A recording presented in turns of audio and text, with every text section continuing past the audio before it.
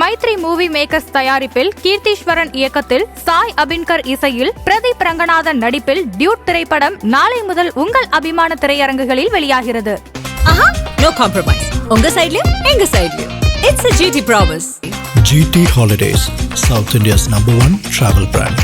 குறைந்த விலை நிறைந்த தரம் தங்கள் தேவைகள் அனைத்தும் ஒரே இடத்தில். ஜெயச்சந்திரன். வணக்கம். வணக்கங்க சார். உங்க பேர் சொல்லுங்கம்மா. என் பேர் தமிழரசிங்க. ரமேஷ் அவங்களுக்கு நீங்க அவங்க அண்ணி ஆகுதுங்க, அண்ணா ஒய்ஃபுங்க. ஓகே.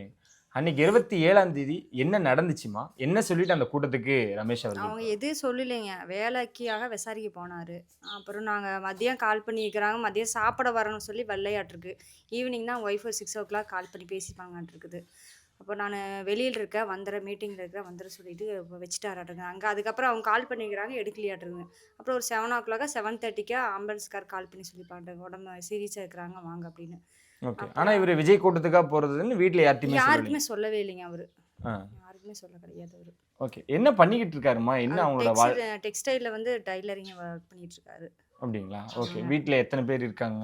அவங்க கூட பிறந்தவங்க 3 பேர் தான். அண்ணா அக்கா இருக்காங்க, அப்புறம் ஒய்ஃபு, அப்புறம் பையன் இருக்கான். அப்புறம் மேரேஜ் ஆகி 4 years தான் ஆகுது. 4 வருஷம் தான். 4 வருஷம் ஆகுது.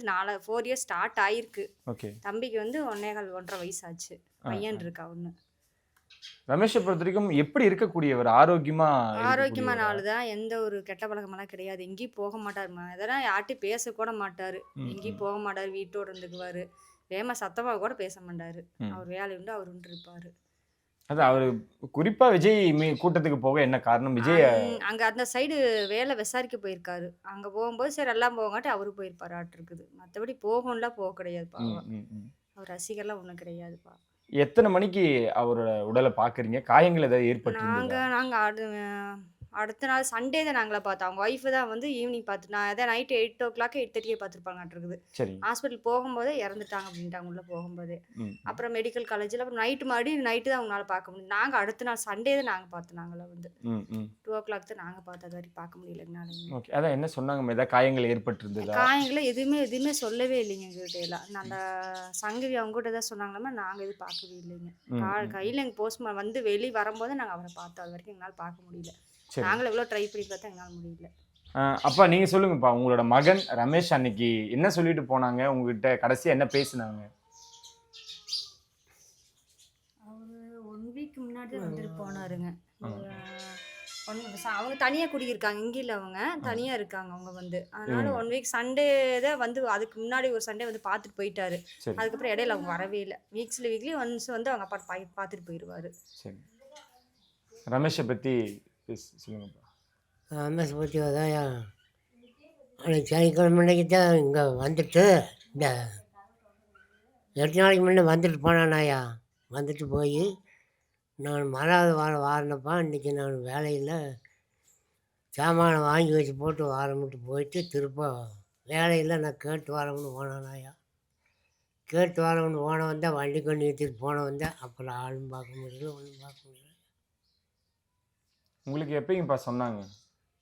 எனக்கு அதை ஃபோனில் சொன்னதே. அப்புறம் நாங்கள் இடத்த போய் பார்த்தோம்னா பிடிச்சோம்ல. யாரெல்லாம் வந்து பார்த்துருக்காங்கம்மா? யாரெல்லாம் ஆறுதல் சொல்லியிருக்காங்க? தமிழக அரசிட்டிருந்து நிவாரணம்லாம் உங்களுக்கு கொடுத்துட்டாங்களா? எல்லாமே கொடுத்துட்டாங்க. எனக்கு அந்த அளவுக்கு தெரியல, டீட்டெயில்ஸ் தெரியலைங்க எனக்கு வந்து. ஆனால் தமிழக வெற்றி கழகத்திலேருந்து வந்து பார்க்குறாங்களா? அவங்க ஒரு ஆறுதலாக இருக்காங்களா? ஒருக்கா வந்து 2 times வந்து பார்த்துட்டு போயிட்டாங்க அவங்கள வந்து. தமிழக வெற்றி கழகத்தில் பார்த்துட்டு போனாங்க. விஜய் அவர்கள் பேசுனதா சொன்னாங்களே, என்ன சொன்னாங்கன்னு தெரிஞ்சுக்கலாம். வந்து நான் கண்டிப்பாக உங்களை பார்த்துக்கிறேன், என்னால் இந்த கஷ்டம் வந்துருச்சு நம்ம தெரியல, ஆனால் கண்டிப்பாக உங்களை நான் பார்த்துக்கிறேன், கண்டிப்பாக உங்களை வந்து நேரில் வரும், அப்போ உங்களை பார்த்துக்கிறேன், என்ன ஹெல்ப் வேணாலும் கேளுங்க அப்படின்னு சொல்லிக்கிறாரு. அவ்வளோதான் சொன்னார், இது சொல்லலை. சரி. அது அவர் கூட்டத்துக்கு போய் தான் இறந்துருக்காங்க அப்படின்ற அவருக்கு அந்த வருத்தம் இருந்ததா? இருந்ததுங்க, அதெல்லாம் இருந்தது. சரி. அதான் இப்போ பொதுவாக அந்த கூட்டத்துக்கு போய் இறந்துருக்காங்க, அவரு உடனே பேசல, கரூருக்கு வரல அப்படின்ற ஒரு கோபமும் வருத்தமும் சிலருக்கு இருந்துச்சு. உங்களை பொறுத்த வரைக்கும் அதை எப்படி பார்க்குறீங்க? விஜய் அவர்கள் அவங்கள யாரையுமே தப்பு சொல்ல முடியாதுங்க. இதில் வந்து பொதுமக்கள் தான் மெயின் வந்து ரீசன். என்னை பொறுத்தளவுக்கு அதுதான். இது யார் வேறு குறை சொன்னாலும் தெரியல. அவங்களா இவ்வளோ கூட்டமாக இருக்கும்போது அவங்கள விலைக்கு வந்திருக்கலாம், இல்லைன்னா அவங்க மேலே தப்பு, நம்ம மேலே தப்புன்னு சொல்ல முடியும்னால யார் எந்த கட்சியும் சொல்ல முடியாதுல வந்து. சரிங்க. என்ன தேவைன்னு நினைக்கிறீங்க? இப்போ இந்த குடும்பத்துக்கு என்னென்ன தேவைகள்? ஏன்னா இப்போ தான் குழந்தை பிறந்திருக்கு அப்படின்றீங்க. ஸோ ஸோ என்ன தேவை இருக்கு அப்படின்றது, ஏன்னா விஜய் அவர்களுமே இதை பார்த்துட்டு இருப்பாங்க, அவங்களும் தெரிஞ்சுப்பாங்க. என்ன தேவை இருக்குன்னு நீங்க நினைச்சீங்க? அவள் வந்து இன்னும் சின்ன பொண்ணாக இருக்குது, வயசு சின்னதாக இருக்குது, 12th முடிச்சிருக்கு, ஏதாச்சும் ஜாப் ரெடி பண்ணி கொடுத்தாங்கன்னா பரவாயில்லன்னு தோணுது எங்களுக்கு. ம், ம். பையன் ஒன்று இருக்கா, பார்த்துக்கோணும். ஏன்னா எல்லா டைமும் எல்லாரும் இருந்து பார்க்க முடியும்னு சொல்ல முடியாதுல்ல நம்மளால. ம். அதனால் ஒரு ஜாப் இருந்தால் அதை மேனேஜ் பண்ணிக்க, அந்த குடும்பத்தை மேனேஜ் பண்ணிக்க. அதனால் அந்த ஹெல்ப் பண்ணால் கண்டிப்பாக பண்ணி கொடுங்க அந்த பொண்ணுக்கு. ஓகே, எதுனாலும் கேளுங்க அப்படின்னு விஜய் அவர்கள் சொல்லியிருக்காங்க. கண்டிப்பாங்க கேட்டார். இனிமேட்டு இந்த மாதிரியான சம்பவம், ஏன்னா 41 உயிர்கள் போயிருக்குங்கய்யா. இது இனிமேட்டு இப்படி நடக்காம இருக்கணும் அப்படின்னு நினைக்கிறீங்களா நீங்க? நான் நடக்காமத்தான் இருக்கணும்னு தான் நான் சொல்கிறேன். ம், ம். கேள்விப்பட்டதும் உங்களுக்கு எப்படி இருந்துச்சு? 41 பேர் இறந்துருக்காங்க அப்படின்னு கேள்விப்பட்டதும் அதெல்லாம் அன்றைக்கே தெரியுமாயா, தெரிஞ்சது. நீங்க சொல்லுங்க. ஏன்னா இப்போ 41 உயிர்கள் அந்த கூட்ட நெரிசல்ல, ஸோ இனி வர நாட்கள்ல எப்படி இருக்கணும், எந்த மாதிரியான விதிமுறைகளை என்ன பின்பற்றணும்? கட்சிக்காரர்களுக்கு ஒரு மாதிரி கூட்டம் வரும், நமக்கு ஸ்டார்களுக்கு ஒரு மாதிரி கூட்டம் வரும். அதுக்கு தகுந்த மாதிரி அவங்க ஏற்பாடு பண்ணி கொடுத்தாங்கன்னா நமக்கு இந்த இழப்புகளை வராது. மெயின் அதுதான் ரீசனே. அந்த ஸ்டார்களுக்குமே இவங்களுக்கு அரசியல்வாதிகள் கொஞ்சம் வித்தியாசம் இருக்குதுல்ல. ம், ம். இவங்களுக்கு அந்த இடம் கொடுத்துருக்க கூடாது. இப்போ உயிர்களாக போச்சு, அடுத்த தடவைனாச்சும் கரெக்டாக இருந்துக்கிட்டாங்கன்னா பரவாயில்லதே, சந்தோஷம். யாரெல்லாம் வந்து பார்த்தாங்கம்மா, என்னெல்லாம் ஆறுதல் சொல்லியிருக்கு? செந்தில் பாலாஜி சார் வந்தார், சரி. அப்புறம் இதே டிஎம்கே வந்தாங்க, அப்புறம் பிஜேபிலேருந்து அவங்க வந்தாங்க, அப்புறம் கமல் சார் அவங்க கட்சியிலேருந்து வந்தாங்க. அப்புறம் இவங்கெல்லாம் வந்து அமௌண்ட் கொடுத்துட்டு ஆர்எஸ்எஸ் சொல்லிட்டு போனாங்க, குடும்பத்தை பார்த்துக்கமா, ஏதாச்சும் வேணும், ஏதாவது தேவைங்கன்னா எங்களுக்கு சொல்லுங்க பண்ணித்தரேன் அப்படின்னு சொன்னாங்க. ஓகே, இந்த பாதிக்கப்பட்ட ரமேஷ் அவங்களோட மனைவிக்கு விஜய் அவர்கள் மீது கோபம் இருக்கா? தனிப்பட்ட அந்த பொண்ணுக்குலாம் இல்லைங்க, கோபம்? கோவம்லாம் யாரு மேலே அந்த பொண்ணுக்கு இல்லை. சரி சரி, இந்த மாதிரி போயிருக்க கூடாது. ஆமாம் ஆமாம். ஒருவேளை சொல்லியிருந்தா இவங்க விட்டுருக்க மாட்டாங்களா? நான் விஜய் கூட்டத்துக்கு தான் போறேன் ரமேஷ். அவன் எப்பவுமே எங்கேயுமே போக மாட்டாருங்க, ம். வீட்டில் தான் இருப்பார். மேரேஜ் ஃபங்க்ஷனே போனாதே கொஞ்சம் ரேரு. அதேமாதிரி மேரேஜுக்கு அப்புறம் தான் எல்லா பக்கமே போறாரு அவரு. Okay okay. அது வரைக்கும் எங்கேயும் போனதே கிடையாது. எந்த ஒரு ரொம்ப கூட்டம்? ரொம்ப செல்ல அந்த வீட்டில் பார்த்த, ரொம்ப குழந்தை பயிலாட்ட வளர்த்தி வச்சிருந்தாங்க, அவ்வளோதான். ம், ம். கூட்டம் இருந்தாலும் அங்க போக மாட்டாரு. இது வரைக்கும் எத்தனையோ கட்சி கூட்டங்கள். அதெல்லாம் போகவே மாட்டாரு, எங்கேயுமே போக மாட்டாரு. அதே சொல்ற மாதிரி மேரேஜ் ஃபங்க்ஷன் இதெல்லாவே அவாய்ட் பண்ணிடுவாரு, அதிகமாக போக மாட்டாரு. இப்போ அவர் மேரேஜுக்கு அப்புறம் தான் எல்லா ஃபங்க்ஷனுக்கே போறாரு. அது வரைக்கும் எங்கேயும் போக மாட்டார். அவர் வேலை உண்டு வீடு உண்டுன்னு இருப்பார், அவ்வளோதான். சரி, நன்றி. சரி. அப்பா நீங்க சொல்லுங்கப்பா, உங்களோட மகன் ரமேஷ் அன்னைக்கு என்ன சொல்லிட்டு போனாங்க, உங்ககிட்ட கடைசியா என்ன பேசினாங்க? அவர் 1 வீக் முன்னாடி தான் வந்துட்டு போனாருங்க. அவங்க தனியாக குடியிருக்காங்க, இங்கே இல்லை, அவங்க தனியாக இருக்காங்க அவங்க வந்து. அதனால 1 வீக் சண்டே தான் வந்து, அதுக்கு முன்னாடி ஒரு சண்டே வந்து பார்த்துட்டு போயிட்டாரு. சரி அதுக்கப்புறம் இடையில அவங்க வரவே இல்லை. வீக்லி ஒன்ஸ் வந்து அவங்க அப்பா பார்த்துட்டு போயிடுவாரு.